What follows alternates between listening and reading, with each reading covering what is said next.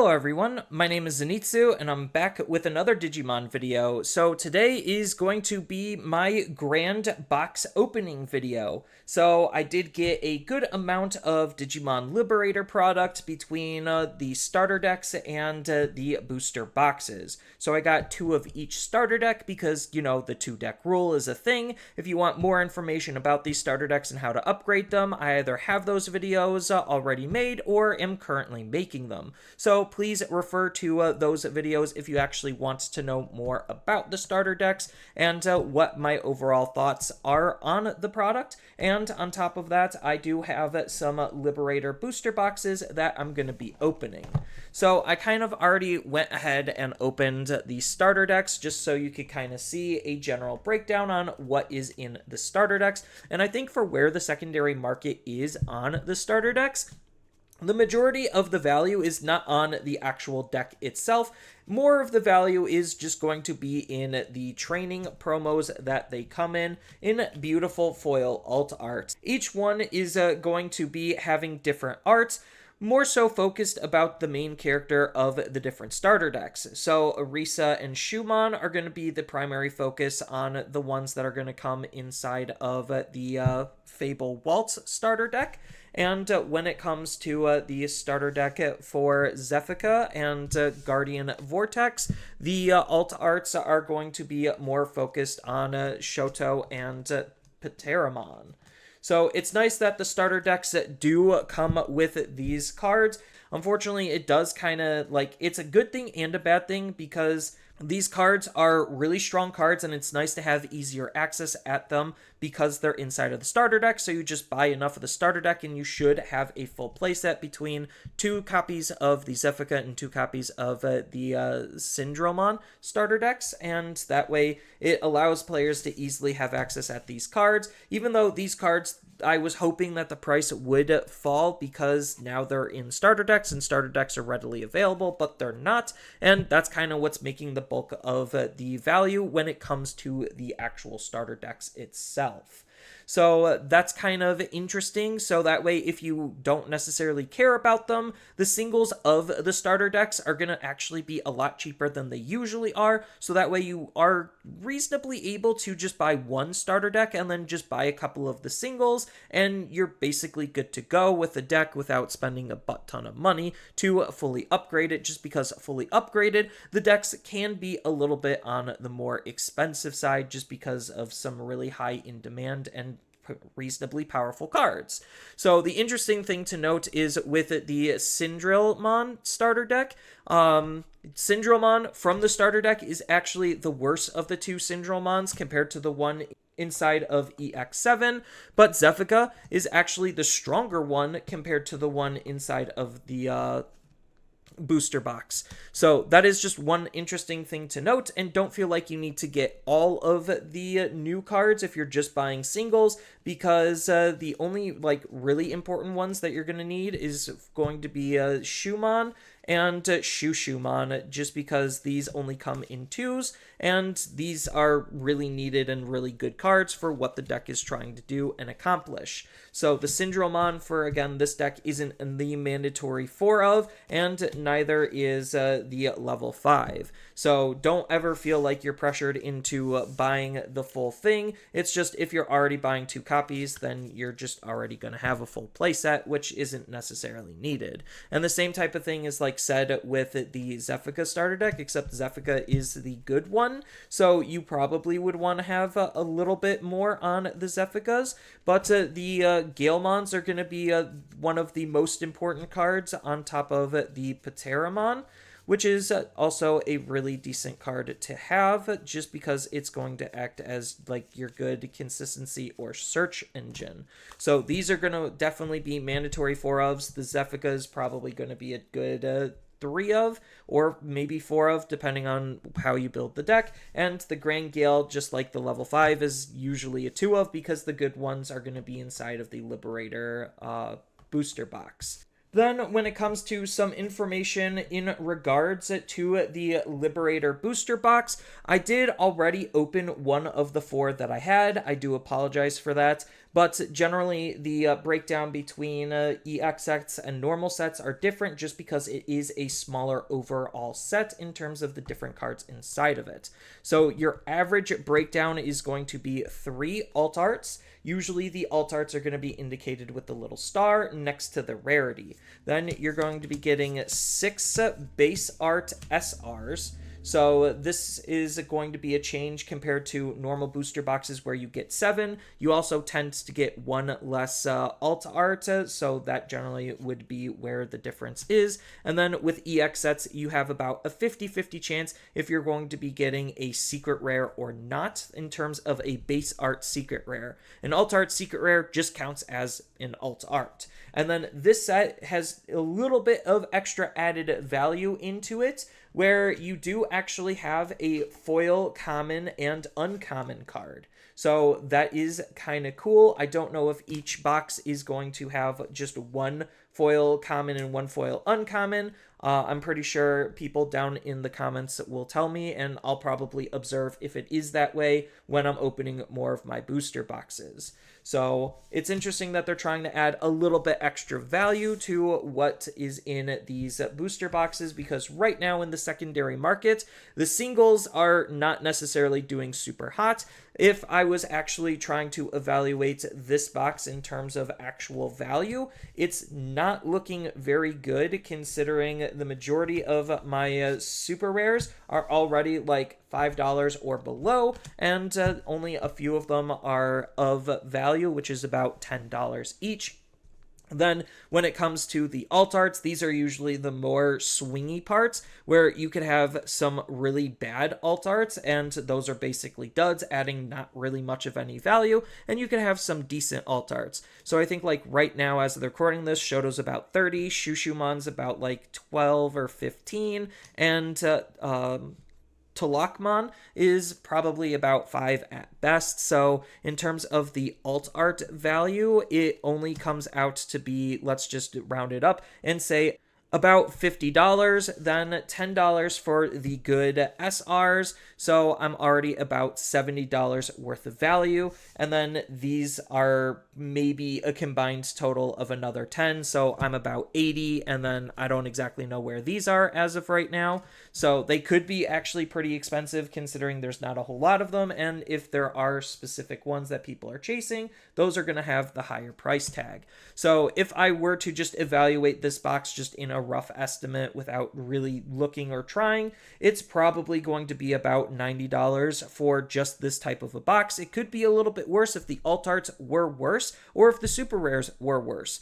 Then when it comes to extra goodies inside of the booster boxes, they do just come with generic token cards, which is always nice because the game is starting to use tokens more and more. So you get 2 flimsy token cards, which is nice to have, just because we don't really have a whole lot of token cards. So having something official is definitely nice. And then you also get a legend pack, which is going to contain 1 alt art reprint of a pretty solid rookie card.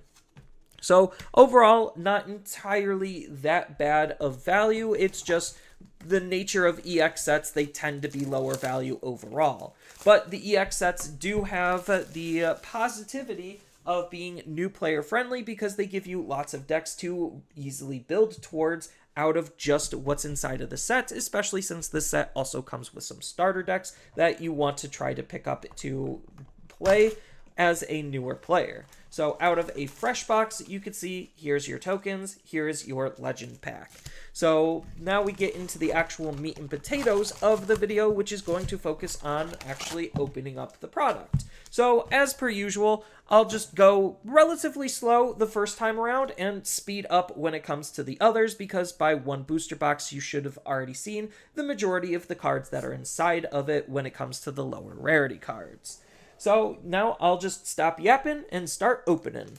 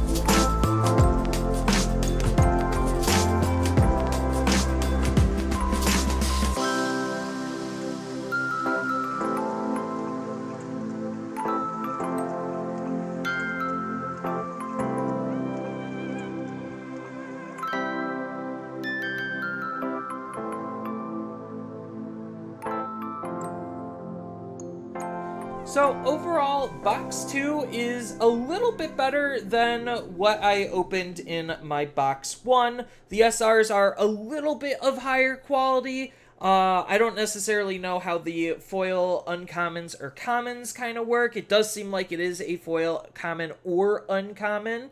So these prices are going to be fluctuating based on what's actually popular and good. And, well, my alt arts I think were just overall better, even though it was unfortunate that I did get another alt art Shumon, but it is what it is. Overall, this box definitely was way better than the first box. So it is nice to see that these are at least trying to spice things up a little bit more, and they are also taking a common slot out of the pack, which, I mean, is how it should be done, considering they kind of messed up the last time that they tried when they did it back in, what, BT11, where they tried to have, like, foil commons and uncommons, except those took up the rare slots, and that made it harder to pull the rares. So they're at least learning from their lesson, and this way, it does make the foil cards more valuable and desirable overall, having them, well, actually be rare. So let's see what the box topper was for this one, and it is another Vmon. So cool. Nice to see that. Let's dive into box number 2, or I guess technically box number 3, and see if we could do any better.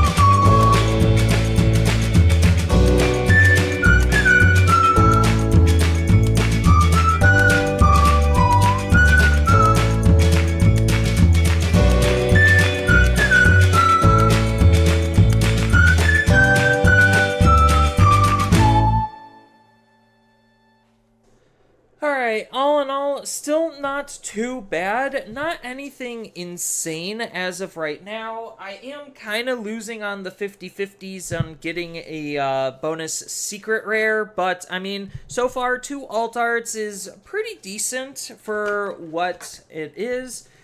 Just still, the boxes could be better, but I guess if this is the average, it's just okay. I'm not saying that this is anything to write home about and noteworthy. I haven't so far hit any, like, super high rarity card yet, but it is just what it is. That's the luck of the packs, am I right? So let's see if box number 4 can bring home the gold, or if it's just going to be another fuddy-duddy.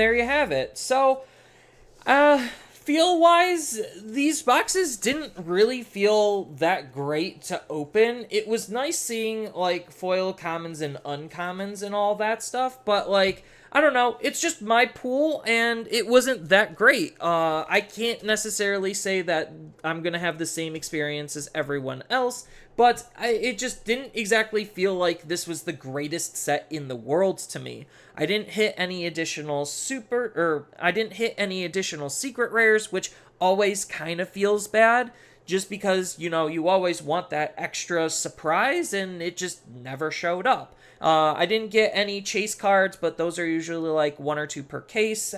Rough estimate, not exact. So that's not a surprise that I didn't see one, but no additional secrets, and a lot of the samey stuff when it came to the rares, and it felt like a lot of samey stuff when it came to the super rares, and it definitely felt like there's kind of like this divide in boxes. So, like, you have these boxes where you're going to get, like, just some overlap, but some completely different cards. So I think, like, out of, like, my last box, there was only 2 cards of overlap, and then the rest were unique, and then everything else was basically kind of the exact same thing, where I just got, like, almost literally the same types of cards over and over again. So it felt like there definitely was some skewed collation in terms of what you're able to get and what you're likely to see.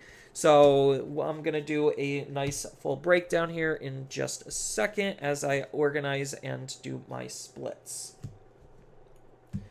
But this way you could kind of see, like, out of 4 boxes, what I generally pulled, and you could kind of gather some data based on this type of experience, just because it's still data to look at nonetheless. And it definitely seemed like there was something slightly funky going on. It could just be the increased amount of super rares definitely made things feel a lot wonkier. That's not, like, an uncommon thing. But even, like, my alt arts, they felt very samey and repeated, which isn't necessarily going to lead to the greatest user experience, and even my box toppers also felt samey and repeated. So it definitely, for me personally, didn't feel like that great of a booster box to invest in, and I'm definitely not going to be heavily investing any more into this than what I already have. Rares or foil commons aside, like, it just didn't seem like this was that great of a booster box and that great of a end product. So you could kind of see just with this generalized breakdown, there was just a lot of duplicates in my alt arts. I did get a good variety of singled ones, but none that I would say are like the good or the chase ones. The only card that I saw consistently in all my booster boxes was Beelstar Ace. Again, that could probably vary based on the case. So it was just really interesting to see how samey everything felt, and usually samey could be a good thing if there's actually good value in samey, but samey also could be a bad thing if, you know, you just aren't necessarily going to be getting anything of worth or of value. So it's like, really, out of 4 boxes, I saw 3 of the exact same box topper, just as an example. It didn't make the opening experience feel exhilarating compared to other sets in the past. So while I don't necessarily think this set is a bad set, it's definitely not a great set either by any stretch of the word. And again, this could just be my own personal experience based on what I've opened. I've opened cases in the past, and with 12 super rares per set, you're definitely going to see an overall decrease in super rares, which are definitely going to be making things harder to pull towards. But yeah, I definitely am not necessarily disappointed with my pulls, because I did get some really good cards that I'm looking forward to and excited about playing and utilizing.